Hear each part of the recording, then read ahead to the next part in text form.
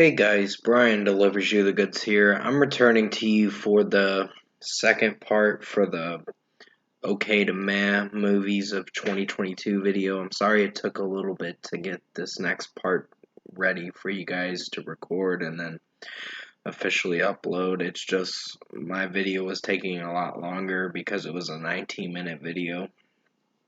For the first part, of course. So, yeah, this is for Okay to Man Movies of 2022 Part 2 video.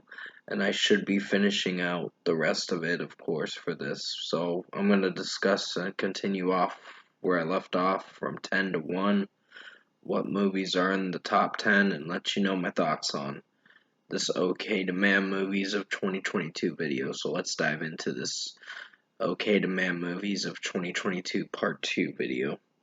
Now at number 10 is The Gray Man. Now it had what's his name? Ryan Gosling and Chris Evans in this movie as well. And basically the movie was okay. I wouldn't call it the best movie that came out back in July this year. But it was something. It was a little bit better than, well, I wouldn't say it's better than Nope, but it's something at least. It's still lightly weak in my opinion, so it's in the top 10. But I think Ryan Gosling's performance was okay, and Chris Evans' performance as the bad guy was slightly interesting, but it's the performance of the movie that kind of lacked a bit, in my opinion. So at number 10 is The Gray Man. Alright, at number 9 is Clean. Now this is with, what's his name? Brody something like that. I can't remember his name, to be honest. You'll have to remind me in the comment section below because I tend to forget sometimes. I know his name, but it's just the tip of my tongue or whatever. But basically, this movie was okay.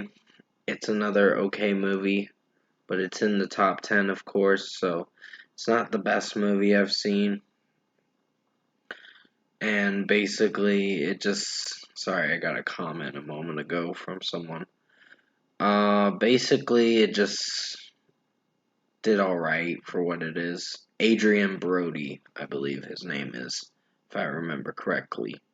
I just remembered it at the last second.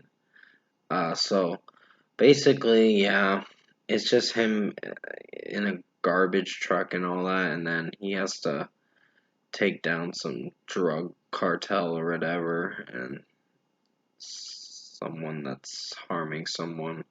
So he gets involved in that. So basically, you can definitely check this movie out yourself. It's not a long movie, but it's like 90 minutes or 100 minutes, but it's something. So at number 9 is Clean. Number 8 is Pinocchio. Now this movie creeped me the fuck out towards the end of the movie. This movie was slightly underwhelming. It was kind of meh, in my opinion. So this is one of the mehest movies this year. But I think the script was in the middle with me, and it's just copying basically what the original was from the 1940s that Disney made back then. So pretty much, this movie's premise is basically about the old Pinocchio, of course, from the 1940s or whenever it came out, of course. And they've done remakes and some in color and all that, but it's just weird how they turned into donkeys and Pinocchio kind of turned into a donkey. And even the human kids or whatever, turned into donkeys in this. And they made it so surreal. Like, it's so fucking freaky, and it just was like, ugh, fuck that shit, honestly. So, Pinocchio's not a great movie, and Tom Hanks was in this as Geppetto, and he did alright, but the character that played Pinocchio, it was something. So, at number 8 is Pinocchio. Number 7 is Jurassic World Dominion. This was a man movie. I think the performances, the girl that can't remember her name, you can definitely remind me if you saw the movie review for Jurassic World Dominion. I basically thought one character's performance was very weak in this movie, and everyone else was fine. I wouldn't say great. Chris Pratt was okay. Dallas Bryce Howard was alright, or Dallas Howard, or whatever her name is. Um, she was alright in it. And some of the old actors, like, what's his name?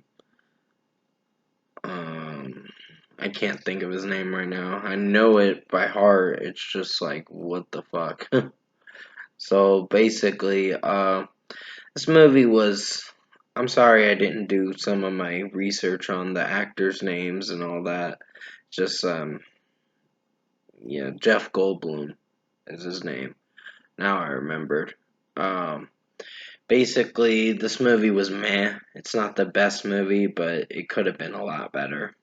And some of the CGI work is kind of predictable, and some of the sequences in the movie kind of felt sluggish.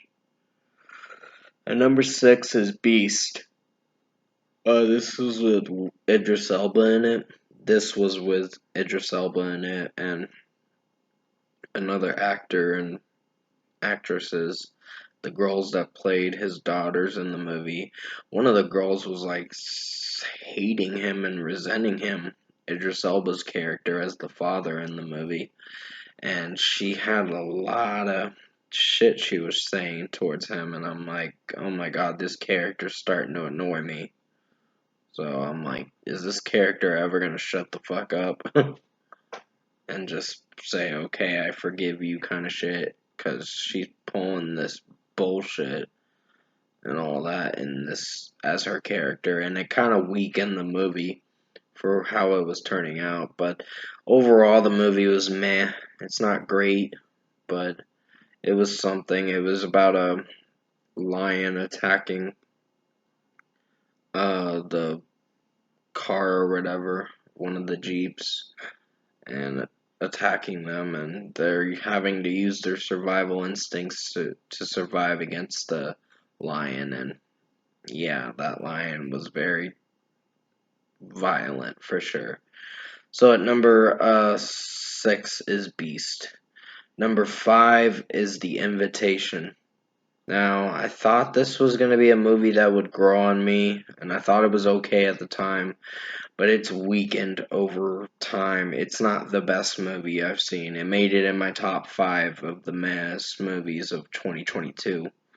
So it's a very meh movie. The premise of the movie is interesting, but then the ending to the movie kind of falls flat, in my opinion, and it's badass towards the end of the movie with what she does towards the end of the movie, the character. Um, of course, the actress that plays that character did pretty well in this movie with her performance. Of basically, she was fine, but everyone else felt stale and boring in this movie, in my opinion, and I just wasn't connecting with some characters in this movie. The main character was fine, but it's like the ending to the movie was badass, but at the same time, not the best ending, in my opinion. So at number 5 is The Invitation. You can check it out yourself to see what you think of it, but I wouldn't recommend watching it. It's not the best movie of this year.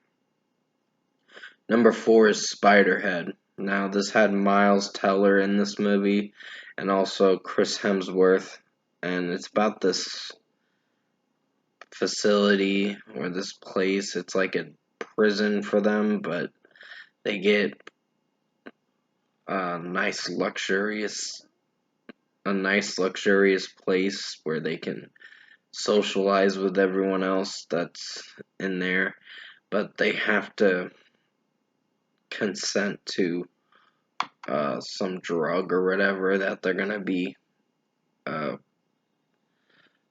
that's gonna be in their system or whatever, something like that. Some kind of dose that's gonna go in their system, in their body, or whatever. It gets weird, honestly, this movie, but the ending is not the best ending, in my opinion. Sorry about that dog barking. It's my neighbor's dog or whatever, so I apologize for that. So, overall, Spiderhead was very meh. Miles Teller did alright in the movie. Chris Hemsworth is kind of forgettable in this movie, in my opinion, so number 4 is Spiderhead. Number 3 is the Bob's Burgers movie. This movie was very meh. I didn't really finish the movie, and I'm sorry about that dog barking. That's my neighbor's dog outside or whatever, so please forgive that noise in the background. So, Bob's Burgers movie, I didn't really finish it. I got maybe about an hour in the movie. But for what it went for, I wasn't feeling for this movie, in my honest opinion. And some of the jokes were just flat and not very interesting, sort of stale, but the story of it was meh. So, and number 3 is the Bob's Burgers movie. You can check it out yourself to see what you think of it, but I wasn't a big fan of this movie, in my honest opinion.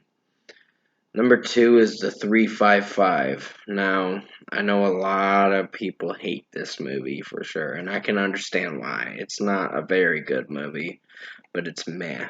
It made it at the number 2 spot, but it's close to the number 1 spot, and I think you know what the number 1 is gonna be, but I'll surprise you towards the end. It's one I recently reviewed, of course.